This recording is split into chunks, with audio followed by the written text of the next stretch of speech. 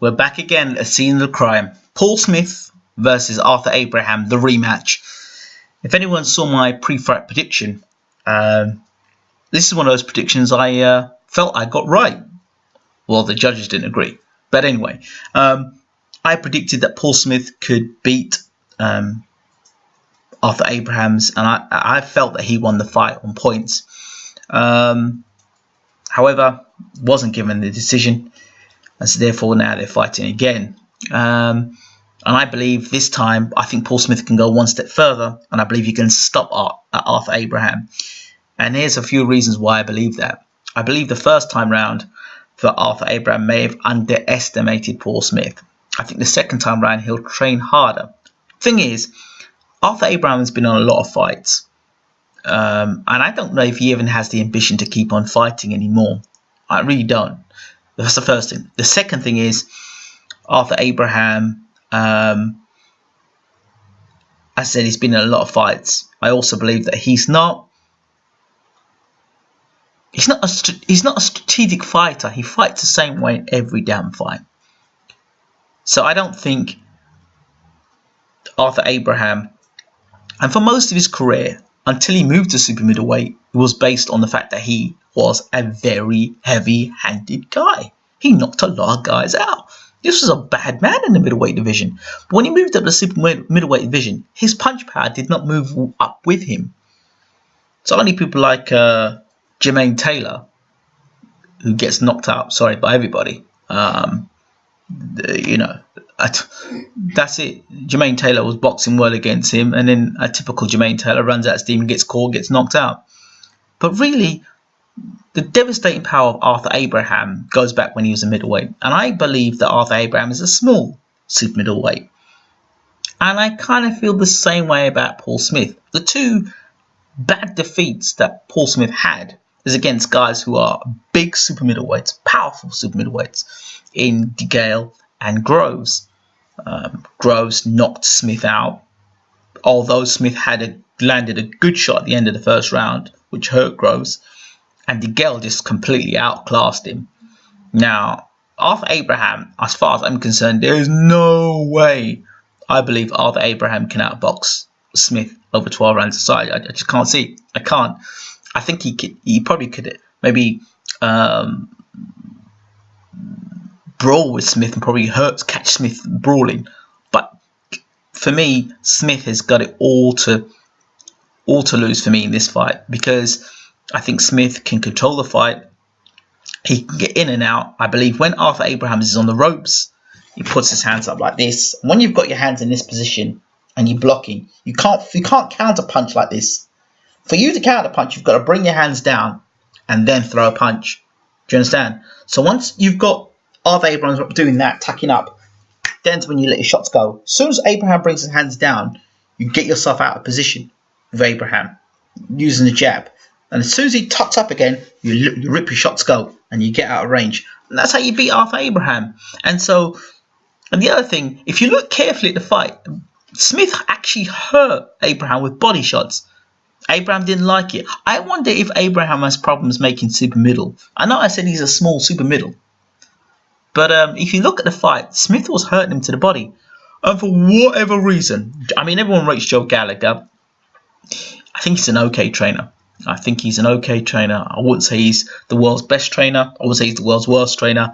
I think he's an okay trainer. And I think that if you look at his fighters and you look at the level of opposition they've been fighting, a lot of them on these matchroom fights, they're not 50-50 matchups. So, you got a guy who's probably fighting a guy that's been beaten 4 or 5 times, and then, one of the Gallagher fighters are fighting and winning these fights. So, I think his record is maybe a little bit. I'm not saying that it's not good what he's done or what he's achieved. I'm not hating on that. I just think that his record maybe is a bit of an illusion. His fighters are not fighting in world title fights and top 10 fights all the time. So therefore, flat and deceive, I would say. But in this fight, this is one of my examples. When Smith was hurting Abraham to the body,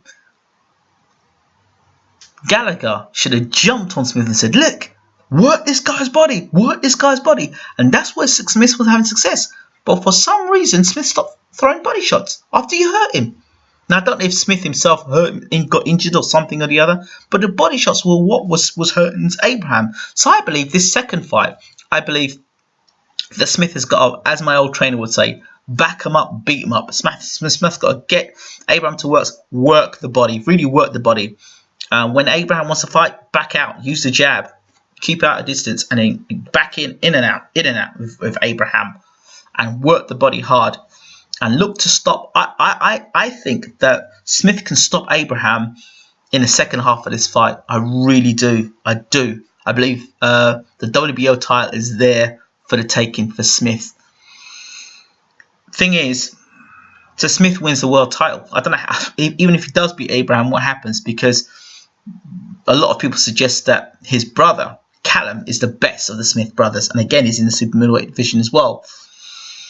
I don't know. Would you put Callum Smith in the ring now with Arthur Abraham, or was that too big a jump? I think Callum Smith could do a good number in that Arthur Abraham in this division. I think he's bigger, stronger, height and reach. I think that would be a good fight actually. But yeah, I'm looking for Smith to stop Abraham in the second fight. I had this conversation with Dave Allen, the heavyweight, and the White Rhino, and he believed that there was no way, he didn't think Smith could win the fight, and I thought Smith could win the fight, and I still believe Smith can win this fight, and I do believe he can stop Arthur Abraham if he applies the right tactics. But he has got to be beating Abraham from round 1 to round 12, and convincingly. There can't be no, score this round a draw. He's got to win the fight conclusively. He's got to be using the jab. He's got to be more active than Abraham, right? And but the thing with this fight, the one thing Smith must be careful of in his adventure in going forward and hurting Abraham, he must be careful. I did say that Abraham is not the punch he was at super middleweight as he was at middleweight. That does not mean that Abraham cannot punch. And that does not mean that if Smith decides to get greedy in there, he can't get his chin checked. He has been knocked out before, Smith.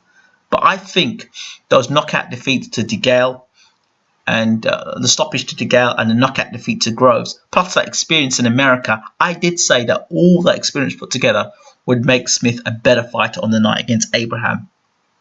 I really did. And I do believe this has got to be it for Paul Smith. He's got to put it all in the bag for this one night. He's got to do sort of like what Andy Lee did in the middleweight division. Because Andy Lee was there or thereabouts and was just lurking around. It's like, man, Andy, you've been around for ages, man. You've been around, are you actually going to actually do something with your career? Now, look, Andy Lee's WBO champion. So I think Smith and Lee on the same levels for me, and I think that Smith really tonight on the night has to perform. No excuses. No, I weren't up for it. I don't know what happened. I couldn't get into second. I don't want to hear any of that from Smith. This is his opportunity, and the perfect opportunity for him to become world champion. You beat the man once, as far as I'm concerned. You can beat him again, but this time make it convincingly. Lots of body shots. Back him up. Don't allow Abraham to get in the fight. Bully, physically get on him and just work the body on him. And stop him second half of the fight. I really do. If he doesn't stop Abraham, then a unanimous points decision.